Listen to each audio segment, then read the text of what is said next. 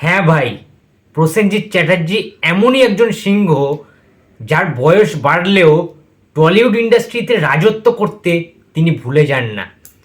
Hello friends, আমি অর্পণ। তো আজ একটা এক্সক্লুসিভ গ্রেট আপডেট নিয়ে চলে এসেছি তোমাদেরকে জাস্ট দেব বলে। আপডেটটা হচ্ছে এসভিএফ এর ব্যানারে 2025 সালে একটা বিশাল বড় বিস্ফোরণ হতে চলেছে, একটা বিশাল বড় স্টর্ম আসতে চলেছে, একটা বিশাল বড় অগ্নুৎপাত হতে চলেছে। আগ্নেয়গিরি থেকে যেটা বেরোবে সেটাই কিন্তু সমস্ত কিছু ফিল্ম ইতিহাস, ফিল্মের যে বক্স অফিস রেকর্ড হয় না, সেই রেকর্ডটাকে ভেঙে চুরে তছনছ করে নতুন একটা রেকর্ড ক্রিয়েট করতে আসছেন আমাদের সবার favourite mister industry Prosenjit Chatterjee, অর্থাৎ বুম্বাদা। ইয়েস বন্ধুরা, এই খবরটা একদম অথেন্টিক নিউজ। এবং তোমাদের বলে রাখি, জাস্ট একটা বছরের অপেক্ষা, একটা বছরও না, জাস্ট 2025-এর দুর্গা পুজোর সময় ইন্ডাস্ট্রির ফার্স্ট বয় সৃজিত মুখার্জি আনতে চলেছেন 22শে শ্রাবণের আরও একটি পার্ট, অর্থাৎ ফোর্থ পার্ট। অর্থাৎ ফার্স্ট পার্টটা ছিল 22শে শ্রাবণ, কাল্ট সিনেমা হয়ে থেকে যাবে চিরকাল, এটা আমরা সবাই জানি। বক্স অফিসে শুধু বিস্ফোরণই করেনি, বুম্বাদাকে অন্য একটা আঙিনায়, অন্য একটা ভাবে প্রবীর রায়চৌধুরীর ক্যারেক্টারটা একটা কাল্ট ক্যারেক্টারে যেমন পরিণত হয়েছিল, তেমনই কিন্তু প্রসেনজিৎ চট্টোপাধ্যায় থ্রিলার সিনেমায় তার অভিনয় কতটা মসৃণ, কতটা ধারালো, তিনি তার ছাপটা, তিনি তার প্রমাণটা কিন্তু দিয়ে দিয়েছিলেন। সিগনেচার স্টাইলটা কিন্তু করে দিয়েছিলেন 22শে শ্রাবণ সিনেমায়, যেখান থেকে ডায়লগটা আবির্ভাব হয়েছিল যে বাবু নয় স্যার, আমি মুদির দোকান চালাই না। এই যে ডায়লগটা, ঠিক আছে, বাবু নয় স্যার, আমি মুদির দোকান চালাই না। সুতরাং এই ডায়লগটা কতটা ফেমাস হয়েছিল, কতটা ভাইরাল হয়েছিল, প্রসেনজিতের লিপে এই ডায়লগটা প্রসেনজিতের বয়সে কতটা বেশি পপুলার হয়েছিল সেটা আমরা সবাই জানি কম বেশি।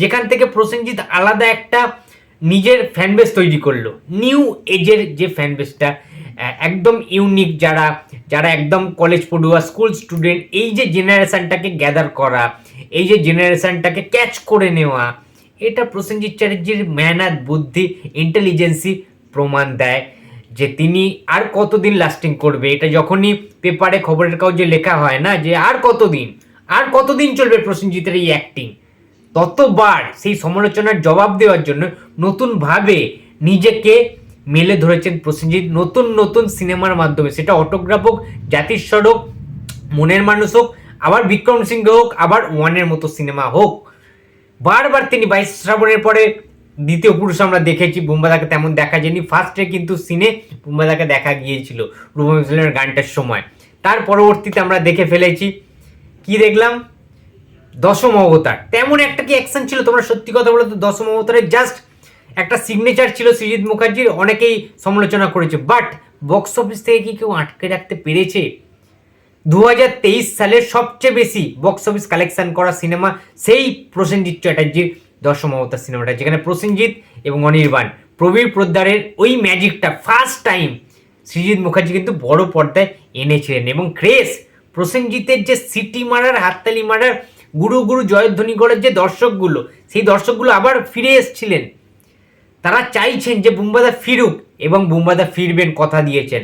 2025 সালে সৃজিত মুখার্জির ডাইরেকশানে প্রসেনজিৎ চ্যাটার্জি ফিরছেন দশম অবতারের অন্যতম সেরা একটা সিকুয়েল বা প্রিকুয়েল নিয়ে, অর্থাৎ 22শে শ্রাবণে একটা অন্যতম শ্রেষ্ঠ পার্ট কিন্তু আসতে চলেছে, পুলিশি ইউনিভার্স। এবং এই চরিত্রটা বুম্বাদার কেরিয়ারের ওয়ান অফ দ্য ভয়ঙ্কর বিগেস্ট কিন্তু একটা হরিবল ক্যারেক্টার হতে চলেছে বন্ধুরা, এটা কিন্তু বলে রাখছি তোমাদেরকে।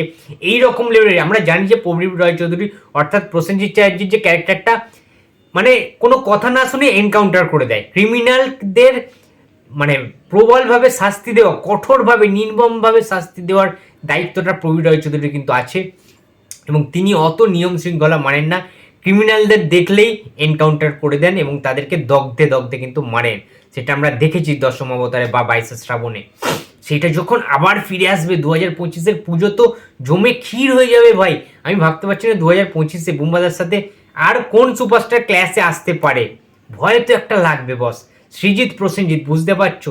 এবং সৃজিত মুখার্জি খুব ভালো করে জানেন কোন টাইমে প্রসেনজিৎ চ্যাটার্জিকে কীভাবে বুস্ট আপ করতে হয়, কিভাবে কি রোল দিতে হয় এবং প্রসেনজিৎ চ্যাটার্জির নিজের চেহারা কিভাবে মেনটেন করেন সেটা আমরা সবাই জানি বস। এই বয়সেও যেভাবে অ্যাকশন তিনি করতে পারেন, জাস্ট তোমরা দেখবে খাকি দ্য বেঙ্গল চ্যাপ্টারে। আমি জানি না কতটা অ্যাকশন থাকবে, বাট 2025-এর পুজোয় তো 100%, 200% এই ছবিটা আসবে। এবং তোমরা জানো না যে কী লেভেলের অ্যাকশন থাকবে, কী লেভেলের স্টান্ট থাকবে, কী লেভেলের ডায়লগ থাকবে প্রসেনজিৎ চ্যাটার্জির লিপে, ভয়েসে।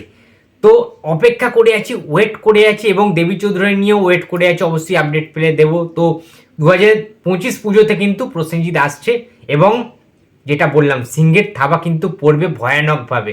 ভয়ানকভাবে কিন্তু প্রসেনজিৎ চ্যাটার্জি কাম ব্যাক করছেন অ্যাকশানে। জাস্ট তোমরা তৈরি থেকো সিটি হাততালির জন্য। এবং হল মালিকদের বলবো প্লিজ সিটগুলোকে একটু ভালো করে ঠিকঠাক রেডি করে রাখবেন, ঠিক আছে? নাহলে কিন্তু সিট ফিট ভেঙে যাবে ভাই। প্রসেনজিতের ফ্যান্সরা কিন্তু সব কিছু পারে। ওকে, তো বন্ধুরা এই ছিল আজকে আমার ভিডিও। তো ভিডিওটি যদি ভালো লাগে তো please like, comment and share করতে ভুলো না। যদি চ্যানেলে নতুন হয়ে থাকো তো প্লিজ সাবস্ক্রাইব করে দিও। তো দেখা হচ্ছে আবার পরের ভিডিওতে। তো টাটা।